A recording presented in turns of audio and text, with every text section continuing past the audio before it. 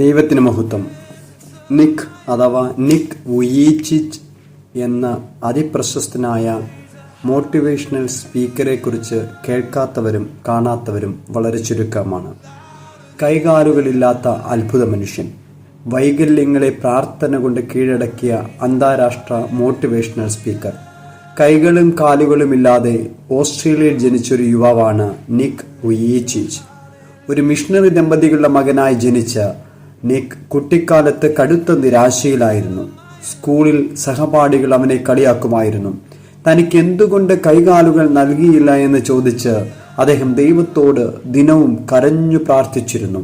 10-ാം വയസ്സിൽ കടുത്ത മാനസികമായ തകർച്ച കാരണം അദ്ദേഹം ആത്മഹത്യയ്ക്ക് പോലും ശ്രമിച്ചു. എന്നാൽ അദ്ദേഹത്തിൻ്റെ മാതാപിതാക്കൾ അദ്ദേഹത്തെ ചേർത്ത് പിടിച്ചു. ദൈവവചനത്തിലൂടെ ധൈര്യം നൽകി. യോഹന്നാന്റെ സുവിശേഷത്തിലെ 9-ാം അധ്യായം അദ്ദേഹം വായിക്കാനിടയായി. ജന്മന അന്ധനായ ഒരു മനുഷ്യനെക്കുറിച്ച് ശിഷ്യന്മാർ യേശുവിനോട് ചോദിക്കുമ്പോൾ യേശു പറഞ്ഞു, ഇവൻ പാപം ചെയ്തതുകൊണ്ടല്ല, ദൈവത്തിന്റെ പ്രവൃത്തികൾ ഇവനിൽ വെളിപ്പെടേണ്ടതിനാണ് ഇവൻ ഇങ്ങനെ ജനിച്ചത്. ആ വരികൾ നിക്കിന്റെ ജീവിതം മാറ്റിമറിച്ചു.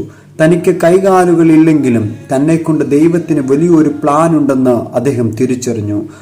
തൻ്റെ പരിമിതികളെ നോക്കി കരയുന്നത് നിർത്തി പ്രാർത്ഥനയോടെ മുന്നോട്ട് നീങ്ങി. ഇന്ന് അദ്ദേഹം ലോകം മുഴുവൻ സഞ്ചരിക്കുന്ന ഏറ്റവും പ്രശസ്തനായ ഒരു ക്രിസ്ത്യൻ മോട്ടിവേഷണൽ സ്പീക്കറാണ്. കൈകാലുകളില്ലെങ്കിലും അദ്ദേഹം നീന്തുകയും സർഫിംഗ് ചെയ്യുകയും കമ്പ്യൂട്ടർ ഉപയോഗിക്കുകയും ചെയ്യും.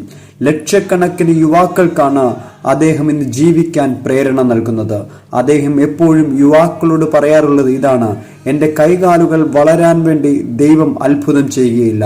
എൻ്റെ കൈകാലുകൾ തിരികെ ലഭിക്കാൻ വേണ്ടി ഞാൻ ദൈവത്തോട് പ്രാർത്ഥിക്കാറില്ല. പകരം കൈകാലുകളില്ലാത്ത എന്നെ തന്നെ ദൈവം ലോകത്തിനൊരു അത്ഭുതമാക്കി മാറ്റി. നമ്മുടെ നിലവിലെ സാഹചര്യങ്ങൾ എത്ര മോശമാണെങ്കിലും ദൈവത്തിന് അതിലൂടെ വൻ കാര്യങ്ങളെ ചെയ്യാൻ കഴിയും. മറ്റുള്ളവരുടെ പരിഹാസങ്ങളെ, കുറ്റപ്പെടുത്തലുകളെ, ഒറ്റപ്പെടുത്തലുകളെ കാര്യമാക്കാതെ ദൈവസന്നിധിയിൽ നമ്മെ തന്നെ സമർപ്പിച്ചാൽ നമ്മുടെ ജീവിതം വലിയ വിജയമായി മാറും. അതുമാത്രമല്ല, മറ്റുള്ളവരുടെ ജീവിതത്തിൽ പ്രകാശം പകരാൻ ദൈവം നമ്മെ ഉപയോഗിക്കും. നമ്മുടെ പരിമിതികളെ നോക്കി വിലപിക്കുന്നത്, നിരാശപ്പെടുന്നത് മതിയാക്കി ദൈവകരങ്ങളിൽ നമ്മെ സമർപ്പിക്കാം.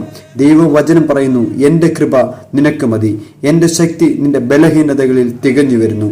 എന്നെ കേൾക്കുന്ന ആരെങ്കിലും ജീവിതത്തിൽ പരിമിതികളെ നോക്കി, സാഹചര്യങ്ങളെ നോക്കി, വൈകല്യങ്ങളെ നോക്കി നിരാശയോടുകൂടി ഇരിക്കുകയാണെങ്കിൽ നമ്മുടെ ബലഹീനതകളെ ദൈവശക്തിക്കായി ദൈവസന്നിധി സമർപ്പിക്കാം. ഈ വചനങ്ങളാൽ ദൈവം നമ്മെ അനുഗ്രഹിക്കുമാറാകട്ടെ.